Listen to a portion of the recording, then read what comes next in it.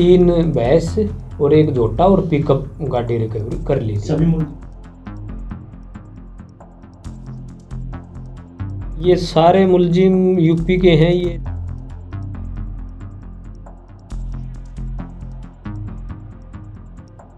18 तो इन्होंने कबूल ली है और 44 हमने भैंस और झोटे ये चुराए हैं।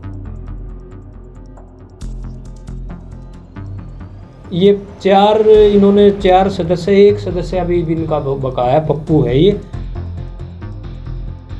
तो ये 44 तो इन्होंने ये भाई 44 भैंस झोटे तो चुराए हैं और 18 हो सकता है कि और ज़्यादा भी हो। हम सारी अपनी तरफ से रिकवर भी करेंगे। ये 7 तारीख की रात को ये रोहतास का कोठा था देपन गांव में, वहाँ से 3 भैंस और एक झोटा चोरी हुआ था। तो उन्होंने कंप्लेंट दी थी, पुलिस ने FIR कर ली थी।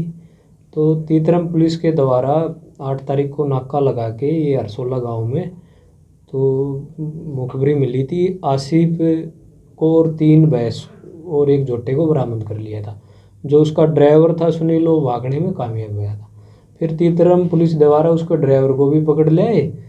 तो ये सुनील को भी, उसको आज वे दोनों जेल में है, आसिफ भी और सुनील भी। तो उनसे पता लगा इनका एक गैंग है।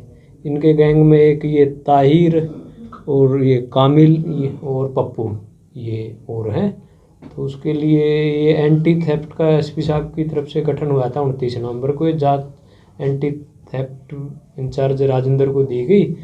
तो कल ये 2 गिरफ्तार और कर लिए हैं हमने। ये ताहिर और कामिल ये हमने शामली से दरड़ गांव से किए हैं गिरफ्तार। तो अभी तक हमारी जांच में यही आया है, ये इन्होंने 18 वारदात करी है और 3 कैथल में और 2 करनाल में, 7 जींद में, रोहतक भिवानी में 2 और 18 और इन्होंने अपना कबूला है कि 44 हमने ये भैंस झोटा ये हमने वो करी है। तो अभी हम इनका रिमांड लेंगे और गहनता से पूछताछ करेंगे और इन्होंने कितनी वो वारदात करी है और कौन कौन सी डिस्ट्रिक्ट में कहाँ कहाँ इन्होंने। तो इनका हमने रिमांड लिखा है 7 दिन का। तो इनको दोनों को हमने, इनको ताहिर को और कामिल को और इनके अभी एक पप्पू बकाया है और आगे भी जो भी इसका गिरोह होगा उसको पकड़ के लाएंगे। और इनको रिकवरी की सर क्या कुछ रिकवरी की गई है इनसे? रिकवरी तो शुरू वाले मामले में हमने कर ली थी। क्या कुछ वो 3 भैंस रिकवरी कर ली थी। जो शुरू में जो ये हमने FIR नंबर करी थी ये 233 नंबर। तो उसमें जब हमने वो शुरू का मुलजिम पकड़ा ना आसिफ, तो उससे 3 भैंस और एक झोटा और पिकअप गाड़ी रिकवरी कर ली थी। सभी मुलजिम कहाँ के हैं सर? ये सारे मुलजिम यूपी के हैं। ये जो आसिफ है ये शामली का है और ये जिला दादरी का है और ये ताहिर ये भी शामली का है और ये कामिल ये भी कराना का है और ये पप्पू है ये वासु पपलू हेडा गाजियाबाद का है। तो सर पूछताछ में पता चला कब से ऐसा काम करे, कितने सालों से? अभी तो इन्होंने यही भाई हमने 18 तो इन्होंने कबूल ली है और 44 हमने भैंस और झोटे ये चुराए हैं।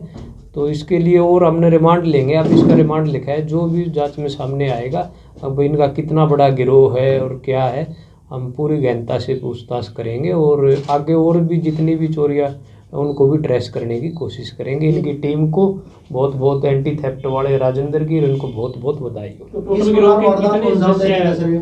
ये 4 सदस्य, एक सदस्य अभी भी इनका बकाया पप्पू है। ये वासी पपलू खेड़ा है गाजियाबाद में उत्तर प्रदेश में। वारदात को कैसे अंजाम दिया सर इनके द्वारा?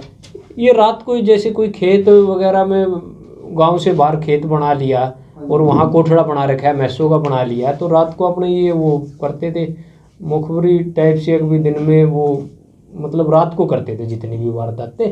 और अभी तो रिमांड इनका लेंगे जब भी असली बात का सामने आए। रैकी के बाद अंजाम देते? हाँ, रैकी के बाद ये अंजाम। तो ठिकाना इन्होंने हरियाणा में बनाया हुआ था, यूपी से वारदात करने के लिए आते थे? अभी ये कुछ भी नहीं कहा जा सकता और इसके रिमांड के बाद ही क्लियर होगा। ये आज इनका हमने रिमांड 7 दिन का लिख दिया है।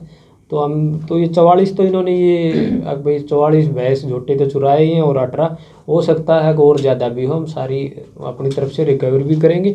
आपकी पूरी और भी FIR जितनी इन्होंने बताई है FIR भी और आपको प्रेस नोट दे देंगे। सर जांच में अब तक पता चला हो जो भैंसें चोरी की गई थी वो हरियाणा में बेचते थे या यूपी में?